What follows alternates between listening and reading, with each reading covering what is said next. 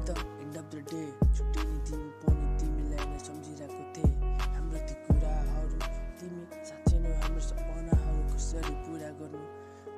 मन त थिएन तिमीबाट टाढा हुन, परिस्थितिले आफू टाढा बनाइदिँदो रहेछ।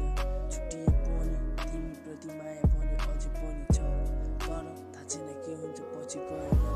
सम्झनामा तिमी छुट्टिए पनि तिम्रो झन्भन्दा झन् बढी माया लाग्ने। हिँड्न मन छ तिम्रो हात थामी, सम्बन्धमा खुसी लाग्छ तिमी हाँस्दा नि।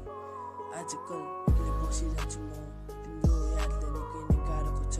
तिम्रो हात थामी अघि हिँड्नु मन थियो, तर वर्षको सम्बन्ध यसरी नै बिति गयो। तर तिमी खुसी हुनु, कसैको लागि नरुनु, मेहनत गरी आफ्नो सपना पुरा गरी माथि पुग्नु। तिमीले नदेखे पनि तिम्रो सपना पुरा हुँदा तिम्रो लागि म नि हुन्छु। मेरो त के नै छ, म नि खुसी छु तिमीलाई खुसी देखेर। माया भन्ने नि के रहेछ, किन दुःखी हुन्छ जब उसको खुसी उसित छ।